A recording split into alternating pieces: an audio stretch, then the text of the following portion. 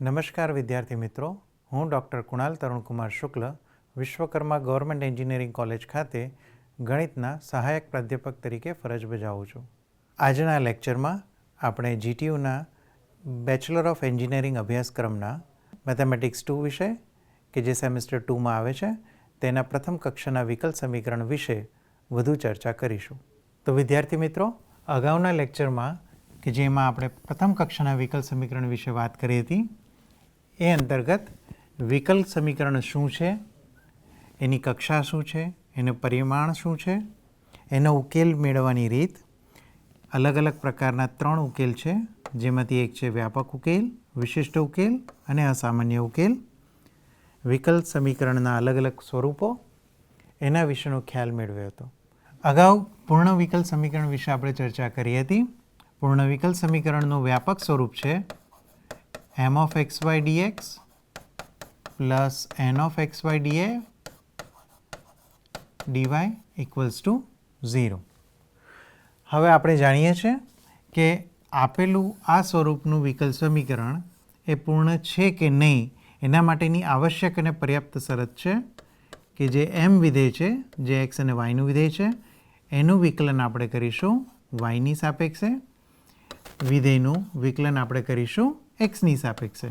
જો બંને સમાન હોય તો આપેલું વિકલ સમીકરણ એ પૂર્ણ વિકલ સમીકરણ કહી શકાય, અને જો બંને સમાન ન હોય તો એ અપૂર્ણ થશે. હવે જ્યારે આપેલું વિકલ સમીકરણ એ પૂર્ણ ન હોય તો એ કિસ્સામાં આપણે સંકલ્યકારક અવયવનો ઉપયોગ પણ જોયો હતો. સંકલ્યકારક અવયવ કોને કહેવાય? તો એવું વિધેય લેમ્બડા કે જે પણ x અને yનું જ વિધેય હોય, અને એ વિધેયને જો આપણે આપેલા વિકલ સમીકરણ m dx plus n dy equal to 0 સાથે ગુણાકારમાં લઈ લઈએ, એટલે કે lambda m dx plus lambda n dy equals to 0, જ્યાં લેમ્બડા અને m અને n આ બધા x અને yના વિધેય છે.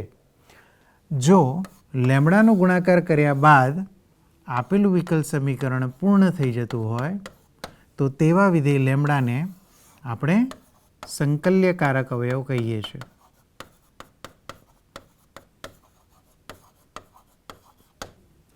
રાઈટ? સંકલ્યકારક અવયવ શોધવાના 2 કિસ્સા આપણે ગયા લેક્ચરમાં જોયા હતા.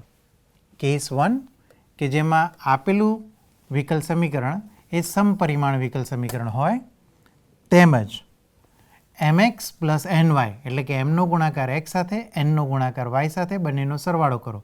જો એ નોન ઝીરો હોય તો ઇન્ટિગ્રેટિંગ ફેક્ટર તરીકે એટલે કે સંકલ્યકારક અવયવ તરીકે આપણે લઈ શકીએ 1/mx plus ny.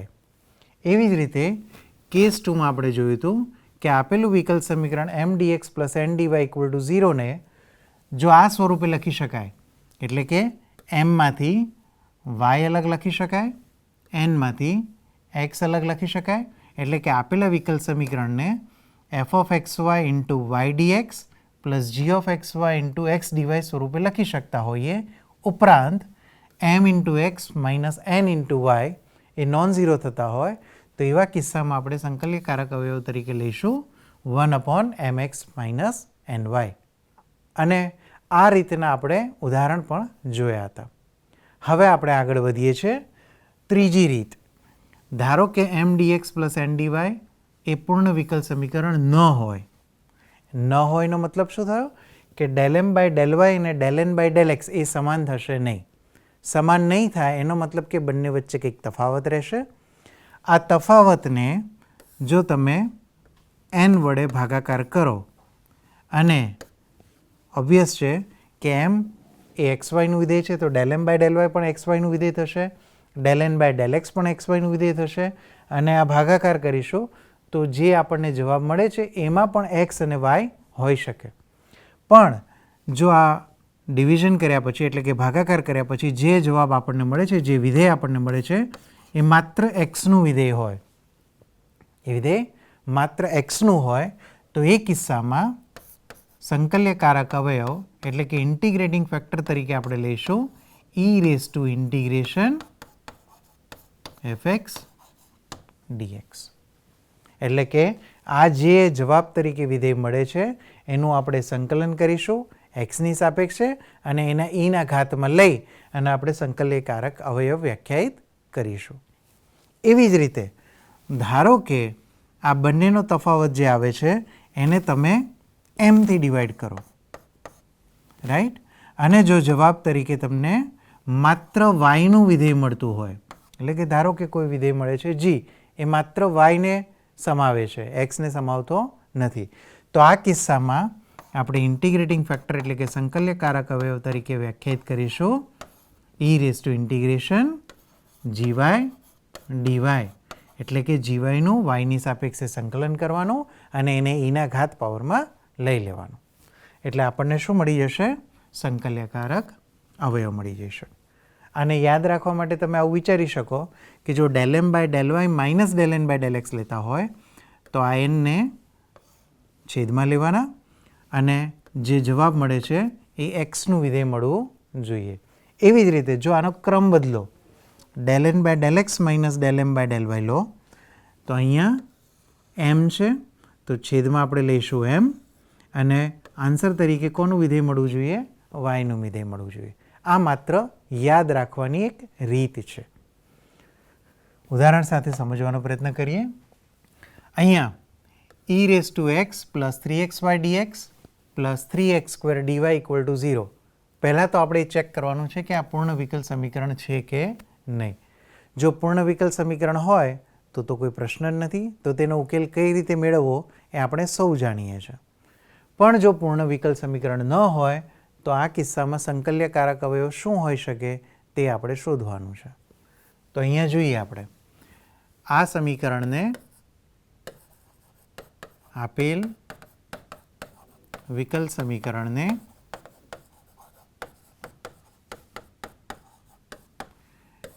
m dx + n dy = 0 સાથે જો સરખાવીએ તો આપણી પાસે m શું મળશે? m એટલે થશે dxનો સહગુણક. dxનો સહગુણક અહીંયા છે e⁻x + 3xy. n તરીકે શું આવશે? તો કે dy નો સહગુણક. dy નો સહગુણક અહીંયા છે 3x². હવે જો પૂર્ણ છે કે નહીં એ ચકાસવા માટે આપણે શું કરવું પડે? તો mનું વિકલન કરવાનું yની સાપેક્ષે, nનું વિકલન કરીશું આપણે xની સાપેક્ષે અને પછી આ બંનેને આપણે સરખાવવાનો પ્રયત્ન કરીશું. જો સમાન આવે તો પૂર્ણ છે, જો સમાન ન આવે તો પૂર્ણ નથી. yની સાપેક્ષે વિકલન કરીએ આપણે તો અહીંયા શું થશે? આ x વાળું પદ છે એટલે એનું વિકલન થઈ જશે 0, 3 અચળ, x અચળ, yનું વિકલન થઈ જશે 1 એટલે ∂m/∂y થઈ જશે આપણી પાસે 3x. એવી જ રીતે અહીંયા આપણને આપેલા છે 3x² કે જેનું વિકલન કરવાનું છે આપણે એક્સની સાપેક્ષે. તો એક્સની સાપેક્ષે વિકલન શું થશે? તો 3 અચળ, x² થશે 2x એટલે કે તમારી પાસે જવાબ આવશે 6x. અહીંયા જોઈ શકાય છે કે 3x અને 6x એ બંને સમાન થાય નહીં. એનો મતલબ કે ∂m/∂y is not equal to ∂n/∂x. Therefore, આપેલ વિકલ સમીકરણ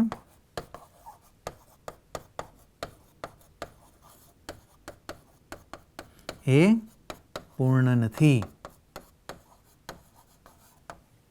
એટલે કે એક્ઝેક્ટ ડિફરન્શિયલ ઇક્વેશન નથી. હવે આપણે અહીંયા જોઈ શકીએ છીએ કે આ બંને એ એક્સના વિધેય આપેલા છે. તો અહીંયા આપણે કેસ 1 અને કેસ 2 ચેક કરી શકાય.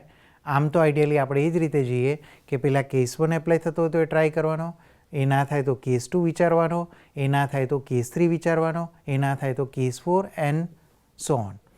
પણ અહીંયા જ્યારે હું કેસ 3ના ઉદાહરણ તરીકે વાત કરું છું એટલે હું સીધો કેસ 3 તરફ જઈશ. આ પણ એક્સનું વિધેય છે, આ પણ એક્સનું વિધેય છે. તો અહીંયા હું ડિફરન્સ લેવાનો ટ્રાય કરું છું એટલે કે ∂m/∂y અને ∂n/∂x બંનેનો તફાવત લેવાનો પ્રયત્ન કરું તો મારી પાસે મળશે 3x - 6x. હવે આના છેદમાં મારે શું લેવું પડે? n. એટલે n તરીકે શું આવશે અહીંયાથી મારી પાસે? 3x². એટલે આના છેદમાં આવશે 3x². તો અહીંયા આપણે જોઈ શકીએ છીએ કે 3x - 6x એટલે વચ્ચે -3x, છેદમાં આવશે 3x², એટલે જવાબ તરીકે આવશે -1/x.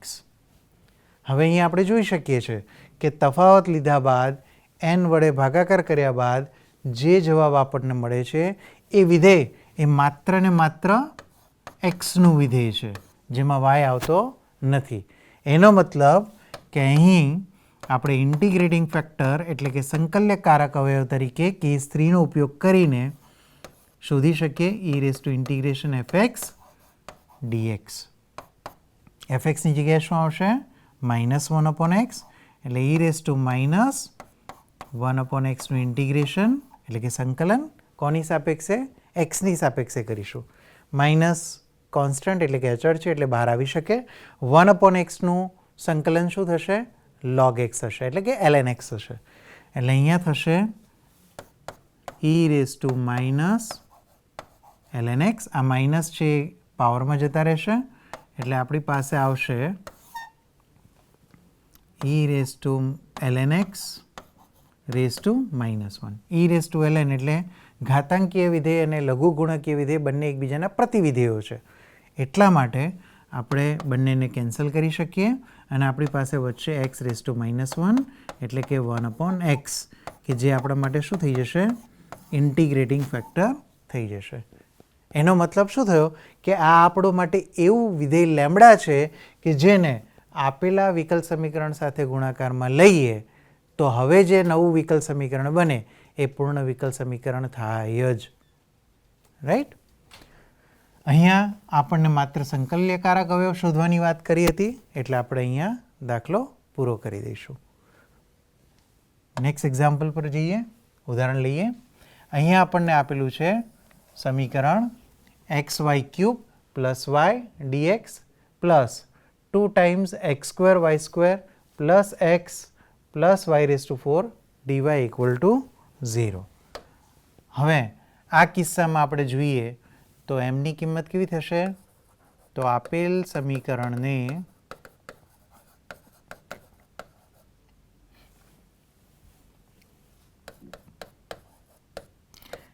m dx plus n dy = 0. તો અહીંયા આની સાથે સરખાવતા શું આવશે આપણી પાસે?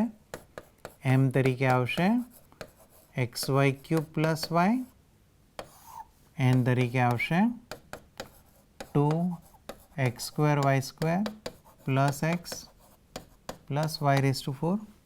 તો અહીંયા થશે ∂m/∂y. ∂m/∂y તરીકે શું આવશે?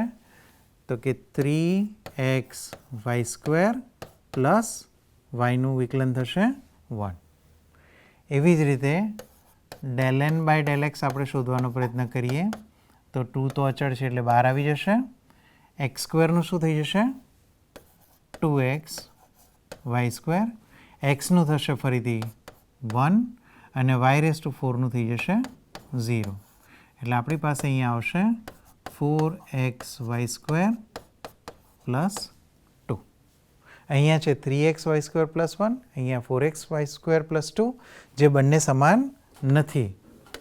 તો અહીં ∂m/∂y is not equal to ∂n/∂x. માટે આપેલ વિકલ સમીકરણ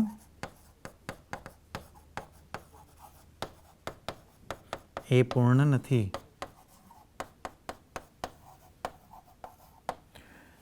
ચલો હવે આ બંનેનો ડિફરન્સ લેવાનો પ્રયત્ન કરીએ. તો આ બંનેનો ડિફરન્સ શું થશે? ∂m/∂y minus ∂n/∂x. એટલે આપણી પાસે આવશે બંનેની બાદબાકી, એટલે અહીંયા આવશે 3xy² plus 1 minus 4xy² minus 2, એટલે થશે -xy² માઇનસ 1. તો અહીંયા આપણી પાસે બંનેનો ડિફરન્સ તરીકે આવે છે ∂m/∂y minus ∂n/∂x equals to minus X Y square minus 1. હવે જો હું આને nથી ભાગાકાર કરવાનો પ્રયત્ન કરું તો મારી પાસે અહીંયા ભાગાકારમાં 2 into X square Y square plus X plus Y raise to 4 આવશે. હવે હું આને માત્ર એક્સના વિધેયના સ્વરૂપમાં હું લખી શકતો નથી. એનો મતલબ કે હું અહીંયા કેસ 3નો ઉપયોગ કરી શકીશ નહીં. ચલો બીજી રીતે વિચારીએ કે ધારો કે આપણે આને nની બદલે mથી વિભાગવાનો ટ્રાય કરીએ તો એ કિસ્સામાં આપણે શું કરવું પડે? તો ડિફરન્સ લેવો પડે. ડિફરન્સ કેવો લેવો પડશે? ઊંધો લેવો પડશે. એટલે કે del n by del x minus del m by del y લેવા પડશે. તો એ કિસ્સામાં અહીંયા નિશાની બદલાઈ જશે. આ થઈ જશે એક્સ વાય સ્ક્વેર અને આ થઈ જશે +1. એટલે અહીંયા આવશે એક્સ વાય સ્ક્વેર +1. હવે અહીંયા ભાગાકાર મારે કોની સાથે કરવો પડશે? m સાથે. તરીકે શું આવશે? X Y cube plus Y. હવે અહીંયા નીચેથી જો y કોમન લઈ લઈએ તો અંશ અને છેદ બંને કેવા થઈ જશે? સેમ. એટલે કે X Y square +1 upon Y into X Y square +1 આવશે. આ બંને કટ થઈ જાય એટલે આપણી પાસે રહેશે 1 અપોન વાય. હવે જોઈ શકાય છે કે del n by del x minus del m by del y upon m કરીએ છીએ તો એ માત્ર yનું વિધેય મળે છે. એનો મતલબ કે આપણે કેસ 4નો ઉપયોગ કરી શકીએ. તો અહીં સંકલ્યકારક અવયવ શું થશે?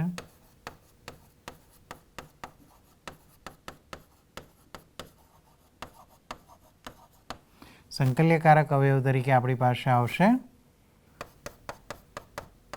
e raise to integration gy dy એટલે કે e raise to integration 1 upon y dy. 1 upon yનું સંકલન થશે log y એટલે આવશે e raise to ln y એટલે આપણી પાસે જવાબ તરીકે આવશે y. એનો મતલબ કે આખી ઇક્વેશનને જો આપણે y સાથે મલ્ટીપ્લાય કરી દઈએ તો ઇક્વેશન કેવી બની જશે? પૂર્ણ બની જશે. પછી આપણે એની પૂર્ણતા ચકાસવાની જરૂર પડશે નહીં. તો આ સમીકરણને આપણે લઈ લઈએ અને એને સંકલ્યકારક y સાથે મલ્ટીપ્લાય કરીએ તો આપણી પાસે આવશે x y મલ્ટીપ્લાય થશે એટલે yનો 4 પાવર y સ્ક્વેર dx પ્લસ 2 x સ્ક્વેર y ક્યુબ કારણ કે y મલ્ટીપ્લાય થાય છે xy અને y raise to 5 dy equal to 0. હવે જે આ સમીકરણ બન્યું છે એ કેવું છે? પૂર્ણ છે. તો પૂર્ણ વિકલ સમીકરણનો ઉકેલ મેળવવો હોય તો આપણે શું કરીએ છીએ? તો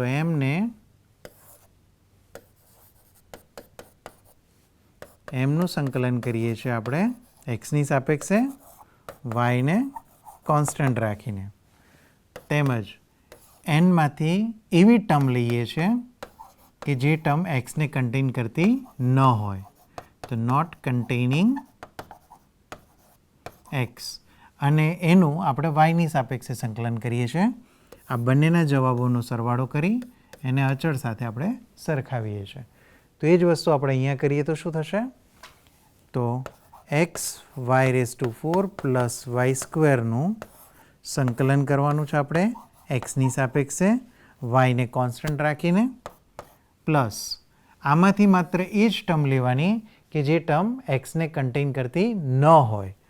તો એવી માત્ર એક જ ટર્મ છે વાય રેઝ ટુ 5 પણ એની સાથે 2 ગુણાકારમાં છે એટલે અહીંયા થશે 2 વાય રેઝ ટુ 5 dy. અને આને આપણે સરખામણી કરીશું અચળ સાથે. એક્સની સાપેક્ષે સંકલન કરીએ એટલે આપણી પાસે શું જવાબ મળી જશે? એક્સ સ્ક્વેર બાય 2 વાયની 4 ઘાત એક્સ વાય સ્ક્વેર પ્લસ આનું વાયની સાપેક્ષે કરવાનું છે એટલે વાયની 6 ઘાત ભાગ્યા 6 પણ 2 2 કેન્સલ થઈ જશે એટલે વાયની 6 ઘાત ભાગ્યા 3 આવશે ઇક્વલ ટુ સી. LCM લઈ અને તમે એને જસ્ટિફાય કરી શકો છો. આ શું થઈ જશે? આપણો ઉકેલ. કોનો ઉકેલ થશે? તો જે મૂળ આપણને સમીકરણ આપેલું છે એનો. કોનો ઉપયોગ કરીને? તો કે સંકલ્યકારક અવયવનો ઉપયોગ કરીને. વધુ એક ઉદાહરણ સાથે સમજવાનો પ્રયત્ન કરીએ. અહીંયા આપણને આપેલું છે x² y dx minus x³ plus y³ dy equals to 0. હવે આપેલા સમીકરણને જો આપણે m dx plus n dy equal to 0 સાથે સરખાવતા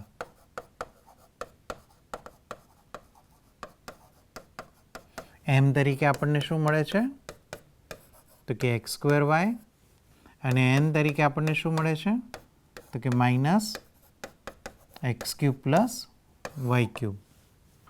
હવે mનું વિકલન કરવાનું છે yની સાપેક્ષે એટલે આપણને જવાબ મળશે x² અને nનું વિકલન કરવાનું છે xની સાપેક્ષે એટલે અહીંયા જવાબ મળશે માઇનસ 3x². હવે આ બંને વચ્ચેનો તફાવત લઈએ તો જોઈ શકાય છે કે del m by del y is not equal to del n by del x. એનો મતલબ કે આપેલ વિકલ સમીકરણ પૂર્ણ નથી. તો હવે આ કિસ્સામાં આપણે શું કરીશું તો કેસ 1 પણ જોઈ શકાય, કેસ 2 પણ જોઈ શકાય. આપણે 3 અથવા 4નું એક્ઝામ્પલ આજે લઈએ છીએ. તો અહીંયા આવશે તફાવત લેવાનું તો del m by del y minus del n by del x લઈએ તો આપણી પાસે આવશે x² માઇનસ 3x². હવે જો હું છેદમાં n લેવાનો પ્રયત્ન કરું તો આપણી પાસે અહીંયા n તરીકે શું આવશે x³ પ્લસ y³. એટલે અહીંયા કેન્સલ કરવું આપણા માટે અઘરું પડશે કારણ કે છેદમાં x પણ છે અને y પણ છે જેથી આપણે કટ કરી શકીશું નહીં. તો આ કિસ્સામાં del m by del y minus del n by del x વાળો ડિફરન્સ લેવો યોગ્ય નથી.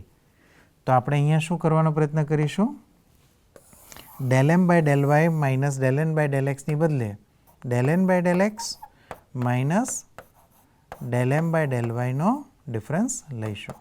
તો એ આવશે માઇનસ 3x² માઇનસ x² અને અહીંયા છેદમાં આપણે લેવા પડે m એટલે અહીંયા છેદમાં આવશે m એટલે આવશે x² y. હવે આને સિમ્પ્લિફાય કરીએ આપણે તો શું થશે માઇનસ 4x² છેદમાં x² y x² કટ થઈ જશે એટલે આવશે માઇનસ 4/y કે જે માત્ર yનું વિધેય છે. એનો મતલબ કે આપણે અહીંયા કેસ 4 એપ્લાય કરી શકીએ છીએ અને ઇન્ટિગ્રેટિંગ ફેક્ટર તરીકે શું બનશે ઇન્ટિગ્રેટિંગ ફેક્ટર તરીકે આવશે e raise to integration gy dy એટલે કે e raise to integration minus 4/y dy એટલે કે -4 તો અચળ છે એટલે બહાર આવી જશે એટલે e raise to -4 ln y. -4 મલ્ટિપ્લિકેશનમાં છે એટલે પાવરમાં લઈ જઈ શકાય એટલે થઈ જશે e raise to ln y raise to -4 એટલે આન્સર થશે y રેઝ ટુ -4 કે જેને 1/y રેઝ ટુ 4 તરીકે પણ લખી શકાય. હવે આ આપણા માટે શું થઈ જશે લેમ્બડા વિધેય થઈ જશે.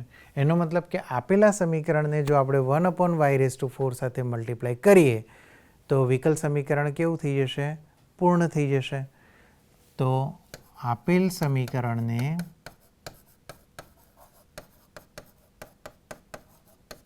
1/y રેઝ ટુ 4 સાથે ગુણાકાર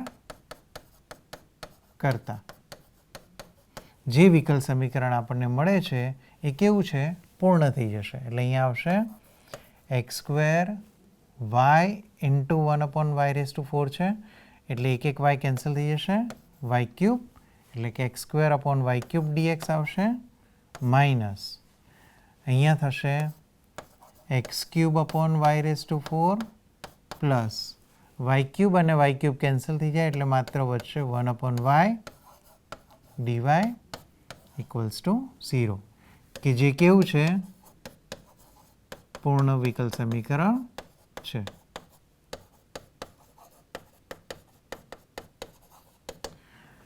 હવે આ પૂર્ણ વિકલ સમીકરણ છે એટલે આપણે વિકલ સમીકરણનો ઉકેલ કેવી રીતે મેળવવો એ આપણે સૌ જાણીએ છીએ. તો આ કિસ્સામાં આપણે શું કરીશું? ઉકેલ મેળવવા માટે સૂત્રનો ઉપયોગ કરીશું. એટલે કે ઇન્ટિગ્રેશન શું થશે? x² / y³ dx હશે, કે જ્યાં આપણે yને કોન્સ્ટન્ટ રાખીશું અને આમાંથી એવા જ પદો લઈશું કે જે માત્ર yને કન્ટેન કરતા હોય. x વાળા પદ આપણે લઈશું નહીં. એટલે આવશે -1/y dy = c. તો અહીંયા આપણી પાસે જવાબ થઈ જશે x³ / 3y³ માઇનસ આ થશે ln y = c. એટલે અહીંયા ln c પણ લઈ શકાય. એટલે ln y = થશે x³ / 3y³ પ્લસ c. એટલે yને જો સૂત્ર કરતાં બનાવીએ આપણે તો આ થઈ જશે e⁻x³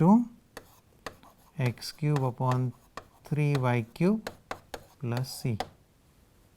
આગળ વધીએ કેસ 5 સાથે, જેમાં m(dx + n(dy) = 0 એ આ પ્રકારનું વિકલ સમીકરણ લખી શકાય.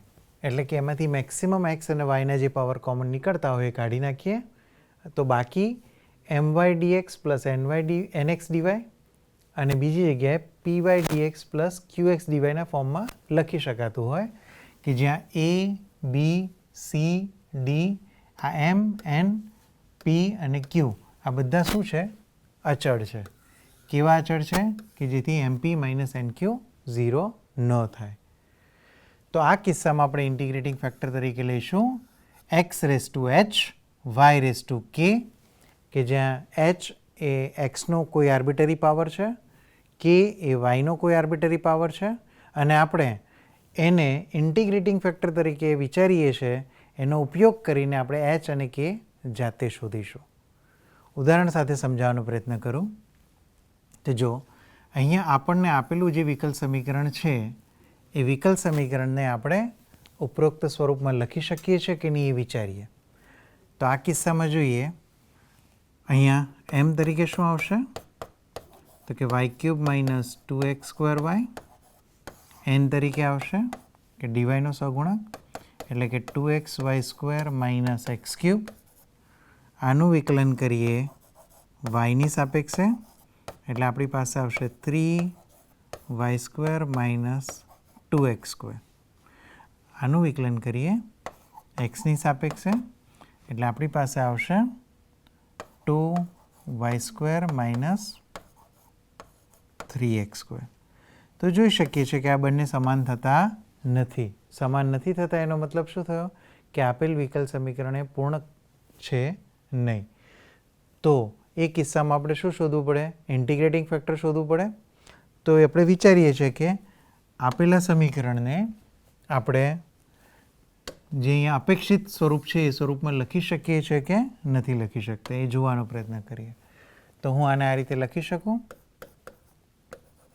y³ dx - 2x² dx plus 2xy² dy minus x³ dy = 0. ફરીથી લખવાનો પ્રયત્ન કરીએ અલગ રીતે. તો આ થશે y³ dx plus 2xy² dy. એક dx વાળું એક dy વાળું પદ મેં અહીંયા લીધું. આ dx વાળા પદને આ બાજુ લઈ લઈએ તો કે -2x² dx minus x³ dy = 0 વિચારીએ. તો આ બંનેમાંથી શું કોમન નીકળી શકે? તો y² કોમન નીકળી જાય એટલે અંદર આવી જશે y dx plus 2x dy. આ બંનેમાંથી શું કોમન નીકળી શકે? તો કે માઇનસ કોમન નીકળશે, x² કોમન નીકળશે તો અહીંયા બચશે 2y dx plus x dy = 0. એટલે કે અહીંયા પણ Y DX plus X DY થઈ ગયો, અહીંયા પણ Y DX plus X DY થઈ ગયો. કોએફિશિયન્ટ અહીંયા 1 અને 2 છે, અહીંયા 2 અને 1 છે. એટલે કે જે પી ક્યુ એમ અને એન એ જે મળવા જોઈતા હતા એ કોન્સ્ટન્ટ મળી ગયા. અહીંયા એક્સ રેસ ટુ 0 લખી શકાય અને અહીંયા વાય રેસ ટુ 0 લખી શકાય. એટલે એ બી સી અને ડી પણ આપણને મળી ગયા. એનો મતલબ કે આપણે આને અપેક્ષિત સ્વરૂપ એટલે કે આ ફોર્મમાં આપણે લખી શકીએ છીએ. તો આ કિસ્સામાં આપણે ઇન્ટિગ્રેટિંગ ફેક્ટર તરીકે કોણ લઈશું? તો કે x raise to H into Y raise to K લઈશું. તો અહીં આપેલ વિકલ સમીકરણ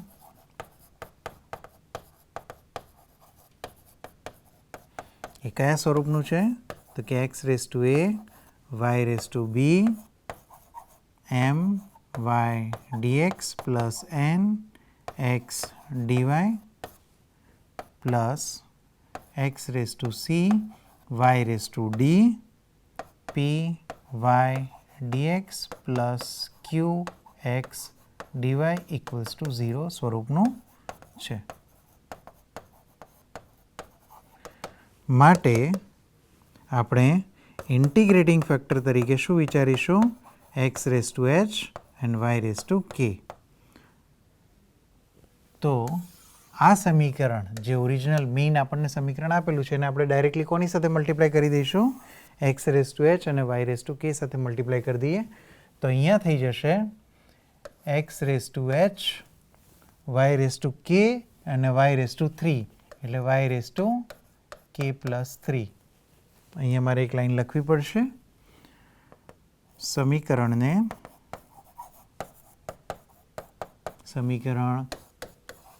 1 ને x raise to H Y raise to k વડે ગુણતા minus 2 x raise to H plus 2 Y raise to કે પ્લસ 1 dx પ્લસ આને હજી એક્સ રેસ ટુ એચ અને વાય રેસ ટુ કે વડે મલ્ટીપ્લાય કરશું તો શું આવશે? 2 x raise to H plus 1 y raise to કે plus 2 minus x raise to H plus 3 આવશે. dy equals to 0. હવે આ વિકલ સમીકરણ જે મળ્યું એ કેવું થશે? પૂર્ણ વિકલ સમીકરણ થશે.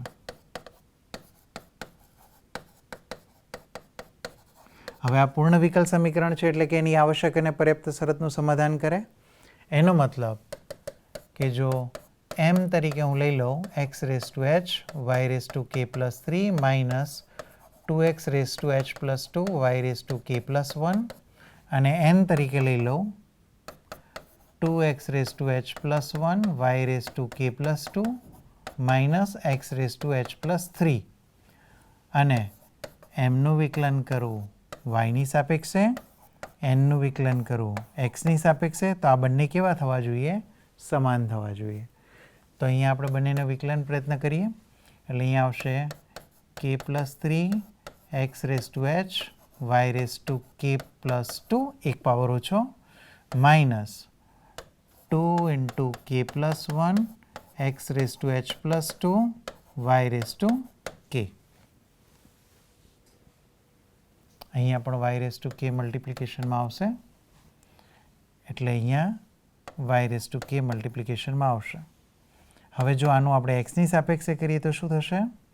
એટલે કે 2 H plus 1 X raise two એક પાવર ઓછો વાય રેસ ટુ કે plus 2 minus H plus 3 X raise to H plus 2 અને વાય રેસ ટુ કે આવશે.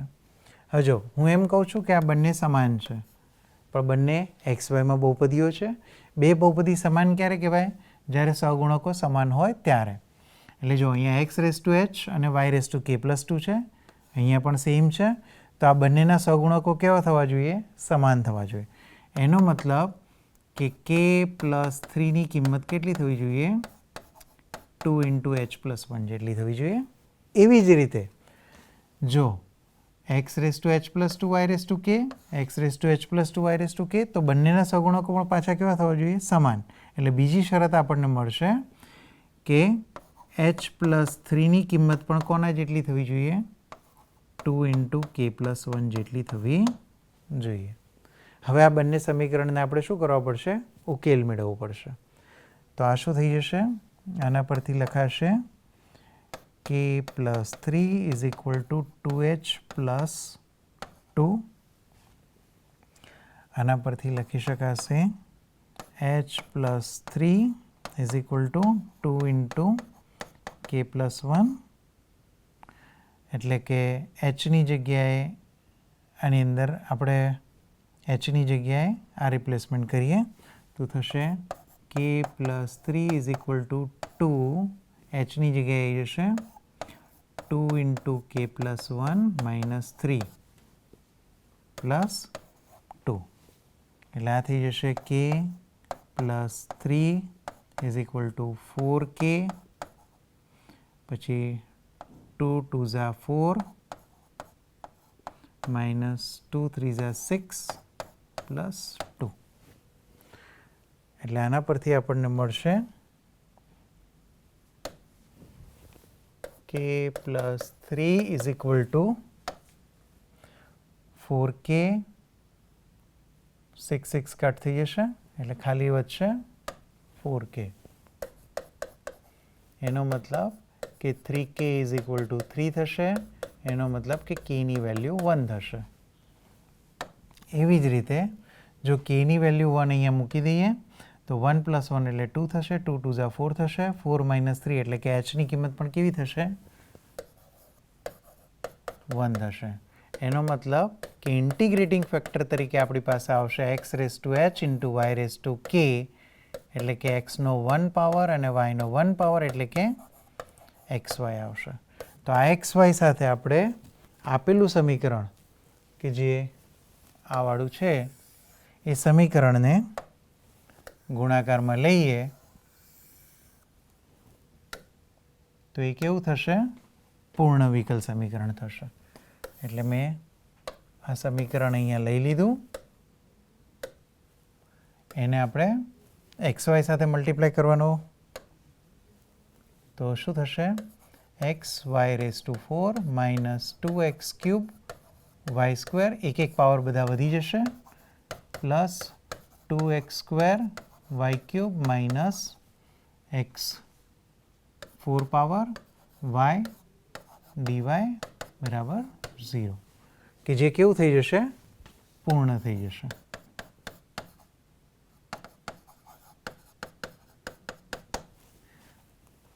આ પૂર્ણ છે એટલે આપણે એનો ઉકેલ મેળવવો હોય તો શું કરવું પડે? તો આ નવા m છે, આ નવા n છે. એટલે કે ઇન્ટિગ્રેશન એમનું કરવાનું કોની સાપેક્ષે? xની. અને કોને કોન્સ્ટન્ટ રાખીને? yને કોન્સ્ટન્ટ રાખીને. એવી રીતે nનું સંકલન કરવાનું વિથ રિસ્પેક્ટ ટુ y.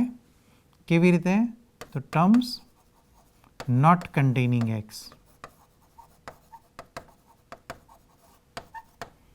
અને સામે આવશે અચળ. તો અહીંયા એમનું સંકલન કરો xની સાપેક્ષે એટલે શું થશે? x²/2 y⁴ માઇનસ x⁴/4 આવશે એટલે 2 2 કટ થઈ જશે એટલે x⁴/2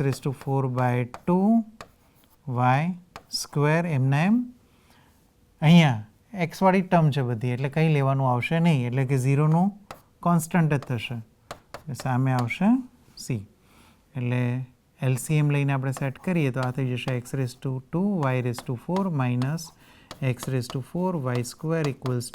c'.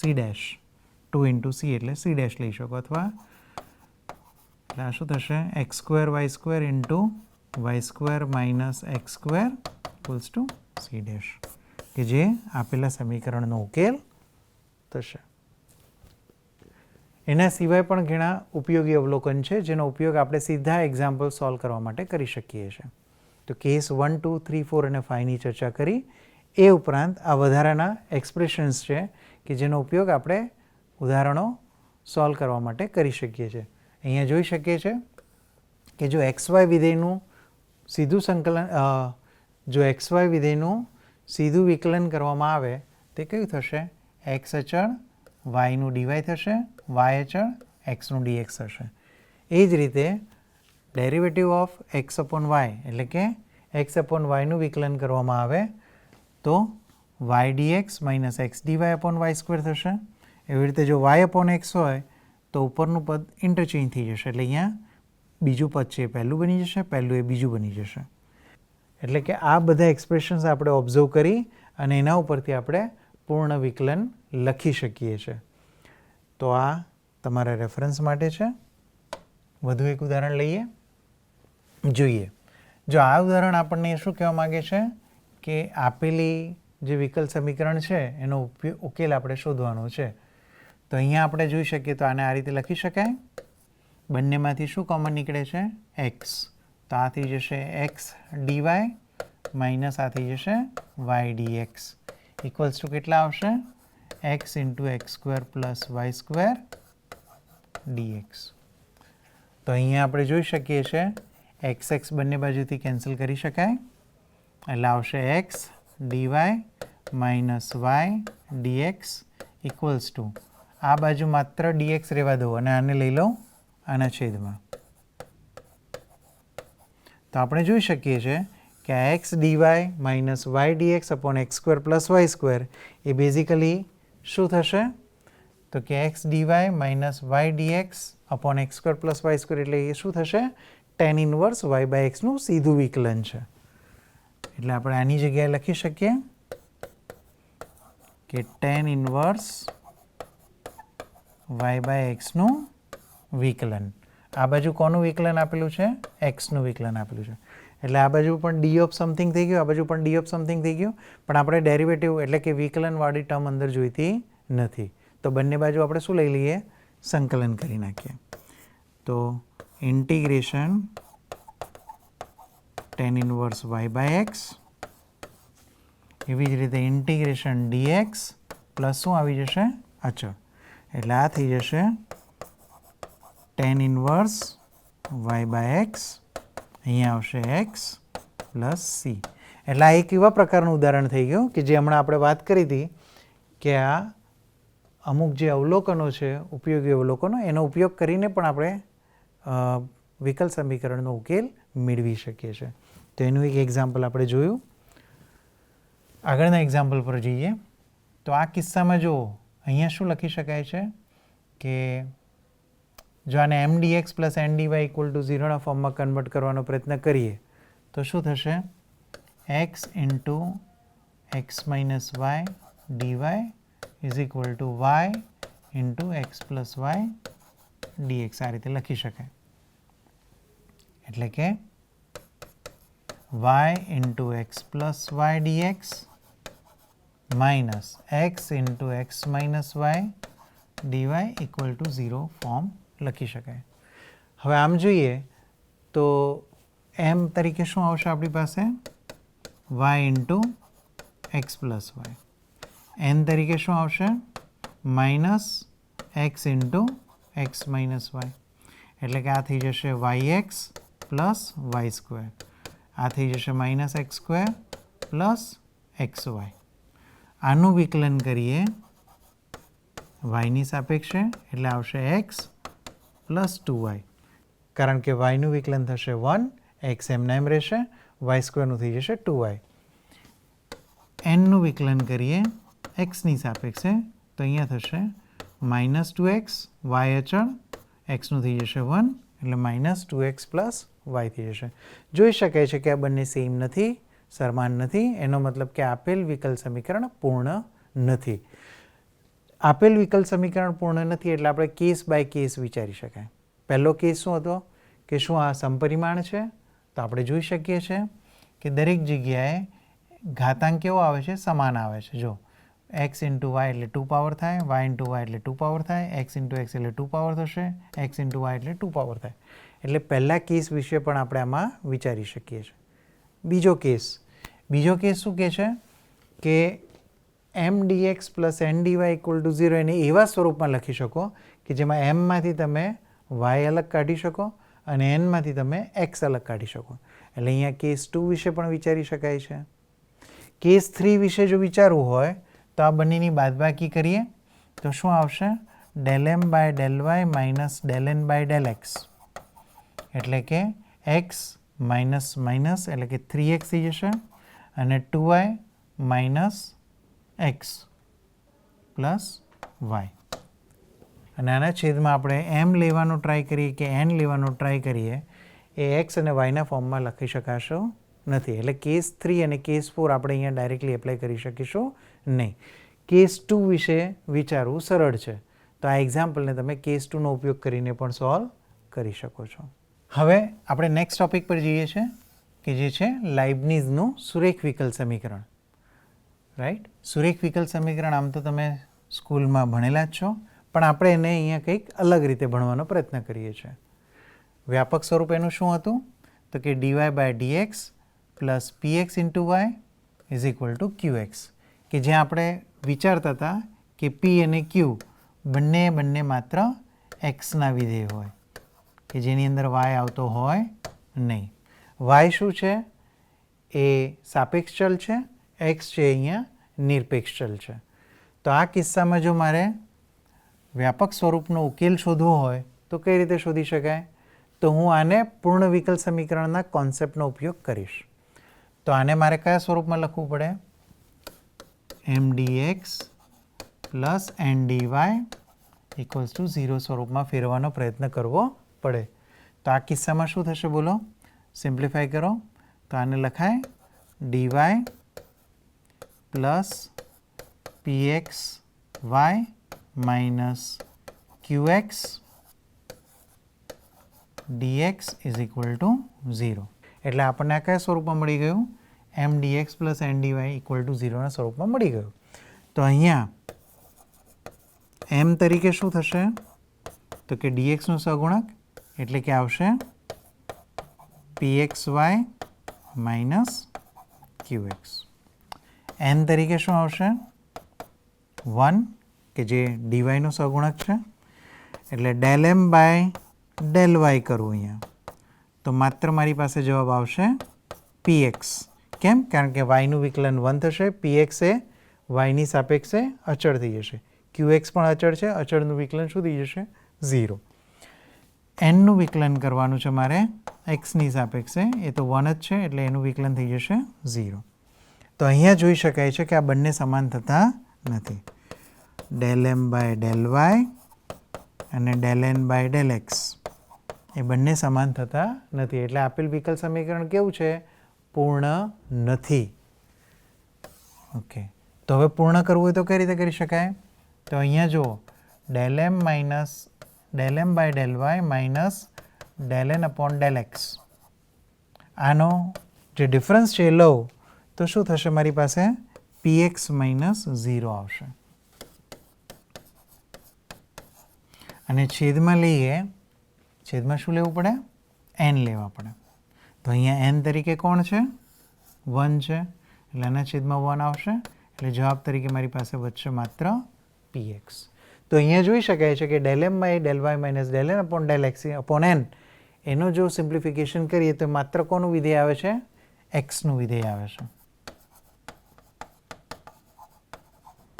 એટલે અહીંયા સંકલ્યકારક અવયવ તરીકે શું થશે?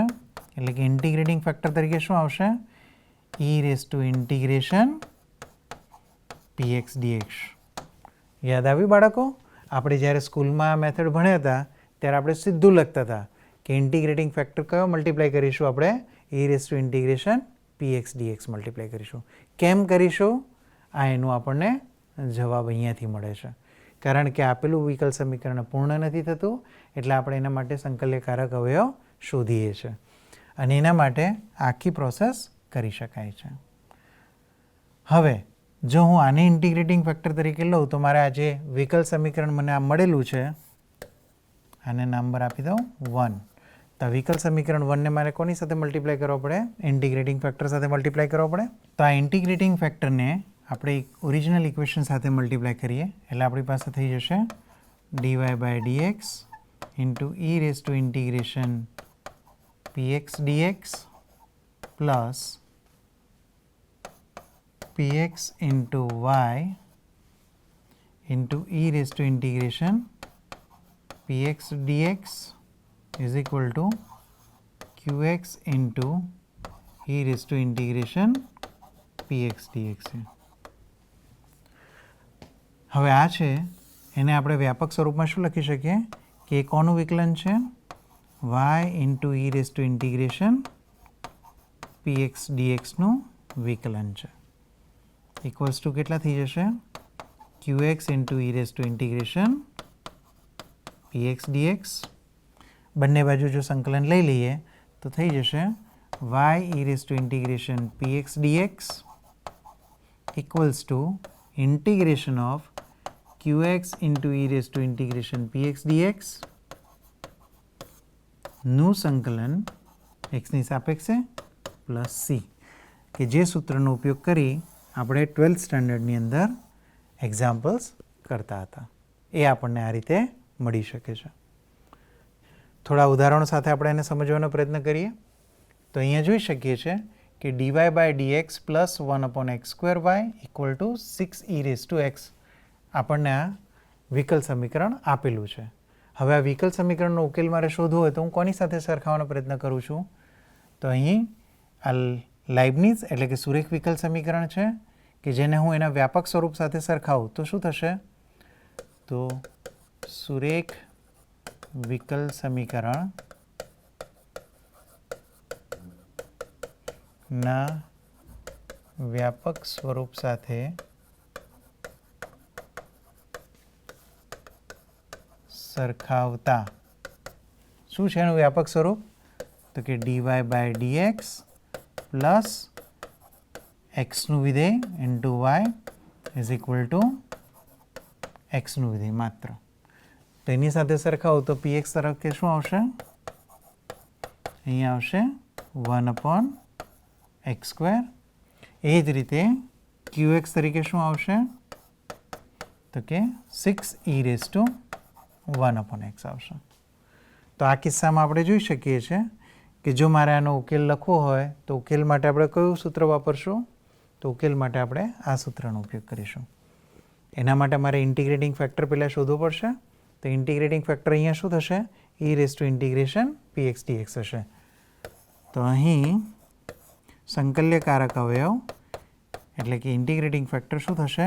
ઈ raise to integration px dx. pxની કિંમત આપણને આપેલી છે 1/x² dx. 1/x² એટલે કે xનો -2 પાવર લખી શકાય.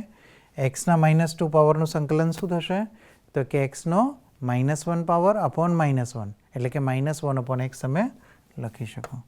એટલે આ થશે ઈ રેઝ ટુ ઇન્ટિગ્રેશન -1/x. આ ઇન્ટિગ્રેટિંગ ફેક્ટર મળ્યો. હવે સૂત્રનો ઉપયોગ કરીએ તો ઉકેલ તરીકે કયું સૂત્ર યુઝ કરીશું? તો ઉકેલ તરીકે આવશે y into e raise to integration px dx equals to integration of qx into e raise to integration px dx plus c. હવે આમાં p q બધાની કિંમતો મૂકી દઈએ, ઇન્ટિગ્રેટિંગ ફેક્ટરનું એક્સપ્રેશન મૂકી દઈએ તો શું થશે? એટલે આ થશે y into e raise to -1/x, કારણ કે આપણે આનો જવાબ તો શોધી નાખ્યો છે. એવી જ રીતે સામેની સાઈડ આવશે qx. qx તરીકે શું હતા આપણી પાસે? 6e raise to 1/x. 6e raise to 1/x. E raise to integration px dx ની કિંમત હમણાં જ આપણે મેળવી. એ ઈ રેઝ ટુ -1/x છે એટલે અહીંયા લખીશ e raise to -1/x dx plus c. એટલે આ થઈ જશે y e raise to -1/x is equal to e raise to 1/x e raise to -1/x એટલે 1 પાવર થઈ જશે. ઈ રેઝ ટુ 1/x અને ઈ રેઝ ટુ -1/x એટલે કે ઈ રેઝ ટુ 0 પાવર થશે. ઈ રેઝ ટુ 0 પાવર એટલે 1 થશે. 1 ઇન્ટુ 6 એટલે શું થઈ જશે?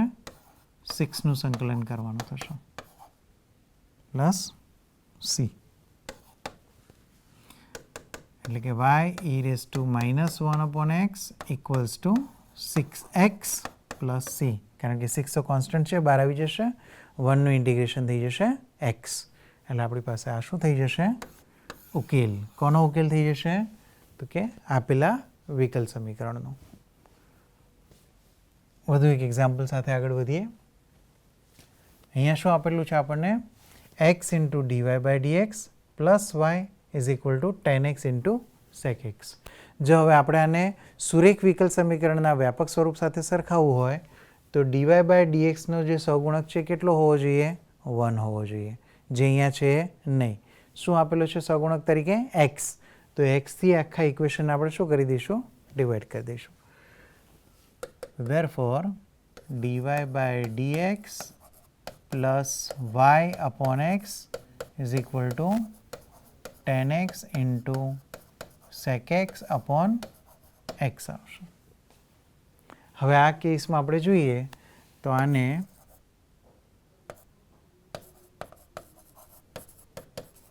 આ સમીકરણને કોની સાથે આપણે સરખાવશું?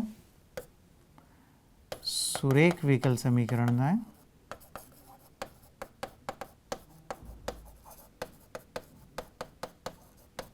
વ્યાપક સ્વરૂપ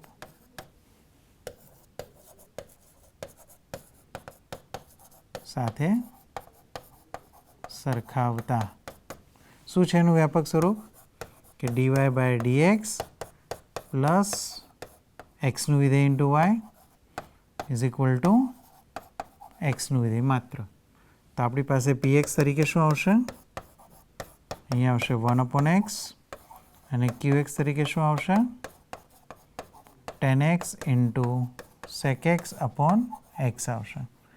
tan x એટલે sin અપોન cos થાય, sec એટલે પણ sin 1/cos થશે, એટલે અહીંયામાં ડાયરેક્ટલી કંઈ કેન્સલ થશે નહીં.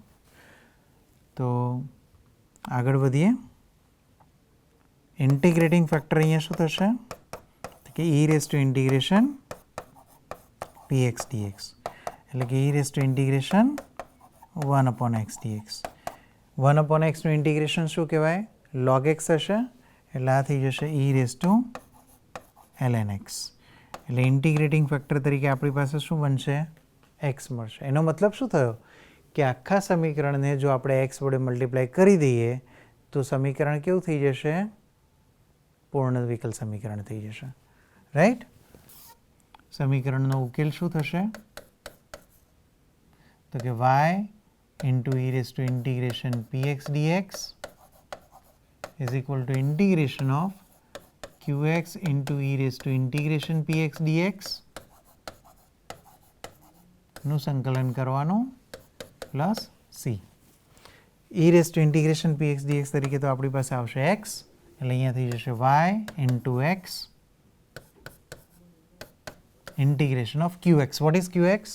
તો કે tan x into sec x upon x થશે, એટલે અહીંયા આવશે tan x into sec x upon x. અહીંયા આવશે x ગુણાકારમાં પ્લસ c, એટલે અહીંયા થઈ જશે x x cancel, xy is equal to tan x into sec x dx plus c, કે xy is equal to sec x plus c, કારણ કે tan x and x નું ઇન્ટિગ્રેશન શું થશે? sec x થઈ જશે. આ ઉદાહરણમાં તમે જોઈ શકો છો કે સાપેક્ષ ચલ તરીકે તમને આપેલું છે x અને નિરપેક્ષ ચલ તરીકે તમને આપેલું છે y. એટલે જે કોન્સેપ્ટ આપણે x અને y માટે જોયું હતું એ હવે y અને x માટે વિચારીશું. તો આ કિસ્સામાં શું થઈ શકે? તો અહીં આને વ્યાપક સ્વરૂપ સાથે સરખાવતા વ્યાપક સ્વરૂપ શું થશે? dx upon dy is equal to y નું વિધેય into x is equal to y નું વિધેય. તો અહીંયા py બરાબર શું આવશે? cos y થઈ જશે. એવી રીતે qy બરાબર પણ શું થઈ જશે? cos y થઈ જશે. અને જો ઇન્ટિગ્રેટિંગ ફેક્ટર આપણે શોધવાનો પ્રયત્ન કરીએ તો શું આવશે? e raise to integration py dy. જે બધું આપણે એક્સમાં લખતા હતા એ બધું વસ્તુ હવે આપણે વાયમાં લખીએ છીએ. એટલે આ થઈ જશે e raise to integration cos y dy. cos y નું ઇન્ટિગ્રેશન શું થઈ જશે? સાઇન થઈ જશે. એટલે આ આન્સર આવશે e raise to sine y. હવે ઉકેલની ફોર્મ્યુલા શું થશે? તો પહેલામાં y ઇન્ટુ ઇન્ટિગ્રેટિંગ ફેક્ટર આવતું હતું, અહીંયા x ઇન્ટુ ઇન્ટિગ્રેટિંગ ફેક્ટર આવશે. એટલે x into integration p y dy આવશે equals to QY into e raise to integration p y dy નું ઇન્ટિગ્રેશન કરવાનું વત્તા સી. એટલે અહીંયા x e raise to sine y થઈ જશે ઇઝ ઇક્વલ ટુ QY તરીકે આવશે cos y e raise to sine y dy plus c. હવે જો અહીંયા ડાયરેક્ટલી ઇન્ટિગ્રેશન કરવું આપણા માટે થોડુંક અઘરું છે, એટલે સાઇન વાયની જગ્યાએ આપણે શું ધારી લઈએ? ટી ધારી લઈએ. તો સાઇન વાયનું ડેરિવેટિવ થાય કોસ વાય ડીવાય, તો ઇક્વલ ટુ શું થઈ જશે? ડીટી થઈ જશે. એટલે આ ઇક્વેશન આપણે કઈ રીતે લખી શકીએ? X e raise to t is equal to integration cos y dy એટલે શું થઈ જશે? ડીટી. અને આ થઈ જશે e raise to t dt plus c. E raise to ટીનું સંકલન ઈ રેસ ટુ ટી થાય, એટલે x e raise to t is equal to e raise to t plus c. પણ ટીના ફોર્મમાં આપણને ક્વેશ્ચન આપેલો નથી, આપણને ક્વેશ્ચન તો એક્સ વાયના ફોર્મમાં છે. એટલે અહીંયા થઈ જશે x e raise to sine y is equal to e raise to sine y plus c, કે જે આપેલા સમીકરણનો ઉકેલ થશે. વધુ એક એક્ઝામ્પલ સાથે આગળ જઈએ. વાય ડેશ એટલે કે ડીવાય બાય ડીએક્સ લખાય. 2y આપેલા છે, સામે આપેલું છે x+1 સ્ક્વેર. તો અહીં જો સરખાવીએ આપણે કોની સાથે સરખાવવું પડશે? તો કે dy by dx plus px into y is equal to qx સાથે સરખાવો. તો px તરીકે શું આવશે? માત્ર 2. qx તરીકે શું આવશે? તો કે x+1 સ્ક્વેર. તો ધેરફોર ઇન્ટિગ્રેટિંગ ફેક્ટર અહીંયા શું થઈ જશે? E raise to integration px dx, એટલે કે ઈ રેસ ટુ ઇન્ટિગ્રેશન 2dx, એટલે કે જવાબ થશે ઈ રેસ ટુ 2x. હવે સૂત્રનો ઉકેલનો ઉપયોગ કરીએ. તો ઉકેલનું સૂત્ર કઈ રીતે આપણે વ્યાખ્યાયિત કરીએ છીએ? તો કે y into e raise to integration px dx equals to શું થશે? x+1 whole square into e raise to integration px dx નું સંકલન કરવાનું. એટલે અહીંયા થઈ જશે y e raise to 2x, કારણ કે ઈ raise to integration px dx નો જવાબ આવે છે ઈ raise to 2x, equal to e raise to 2x into x+1 square.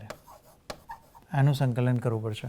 હવે જો આ બહુપદી વિધેય છે, આ ઘાતાંકીય વિધેય છે, બેનો ગુણાકાર આપેલો છે, એટલે આપણે ઇન્ટિગ્રેશન બાય પાર્ટ્સ એટલે કે ખંડસ્થ સંકલનના નિયમનો ઉપયોગ કરવો પડશે. તો લિએટનો યુઝ કરીએ તો LIATE, તો એક્સપોનેન્શિયલને આપણે હંમેશા શું રાખીશું? v રાખીશું. તો આને ખંડસ્થ સંકલનનો નિયમનો ઉપયોગ કરીએ તો કઈ રીતે થશે? તો કે x+1 હોલ સ્ક્વેર એમના એમ ઈ રેસ ટુ 2x નું થશે ઈ raise to 2x upon 2 minus 2 into x+1 E raise to 2x upon 4 plus 2 into e raise to 2x upon 8. એટલે આ રીતે આપણે લઈ શકીએ ને પ્લસ સી થઈ જશે. એટલે આ થઈ જશે જવાબ y e raise to 2x is equal to ત્રણેયમાંથી જો e raise to 2x e raise to 2x e raise to 2x common નીકળે, 8 પણ કોમન લઈ શકો, એટલે ઈ રેસ ટુ 2x અપોન 8 લઈ લઈએ તો અંદર આવશે 4 into x+1 square minus 2 into 2 એટલે 4 થશે,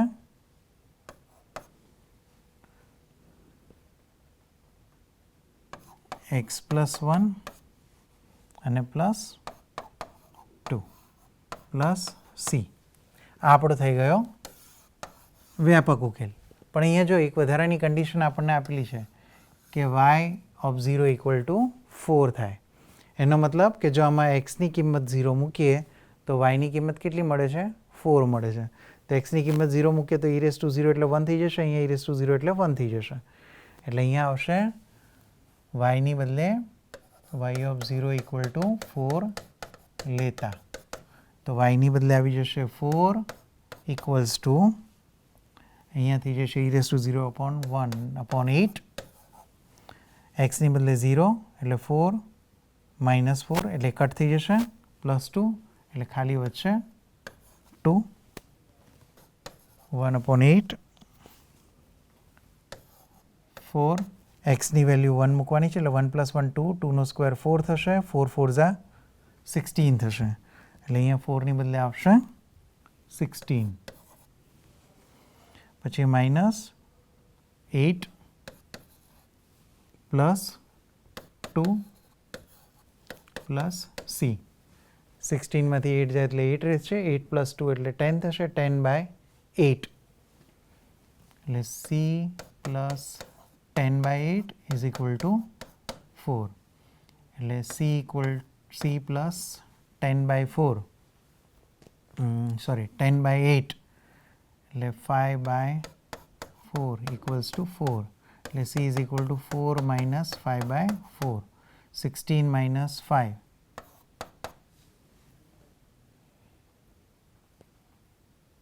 એટલે 11/4 એટલે c બરાબર 11/4 આપણે અહીંયા મૂકી દઈએ એટલે આપણી પાસે શું આવી જશે વિશિષ્ટ ઉકેલ આવી જશે બરાબર એવી જ રીતે સ્વાધ્યાયમાં હું આ તમને એક્ઝામ્પલ્સ ટ્રાય કરવા માટે કહું છું બરાબર આ બંને એક્ઝામ્પલ પૂર્ણ વિકલ સમીકરણનો ઉપયોગ કરીને કેસ 1 2 3 4 થી ટ્રાય કરી શકાય છે અને અહીંયા સાપેક્ષ ચલ તરીકે ટી લીધો છે અને નિરપેક્ષ ચલ તરીકે એક્સ લીધેલો છે તો એને સુરેખ વિકલ સમીકરણના વ્યાપક સ્વરૂપ સાથે સરખાવવાનું અને પછી ઉકેલ મેળવવાનો અને જે લાસ્ટ એક્ઝામ્પલ છે એને પણ આપણે સુરેખ વિકલ સમીકરણના સ્વરૂપમાં ફેરવીશું અને ત્યારબાદ પછી આપણે એનો ઉકેલ મેળવીશું તો વિદ્યાર્થી મિત્રો આજના આપણા લેક્ચરની અંદર આપણે કેસ 3 કેસ 4 કેસ 5 એટલે કે પૂર્ણ વિકલ સમીકરણ બનાવવા માટે સંકલ્યકારક અવયવ શોધવાની બીજી અન્ય રીતો પણ જોઈ તેમજ સુરેખ વિકલ સમીકરણ શું છે એનો ઉકેલ કઈ રીતે મેળવે અને એનો વ્યાપક ઉકેલ પરથી બીજા એના ઉદાહરણો પણ આપણે જોયા હજુ પ્રથમ કક્ષાના વિકલ સમીકરણો માટે વધુ મળીશું આવતા અંકે ત્યાં સુધી ધન્યવાદ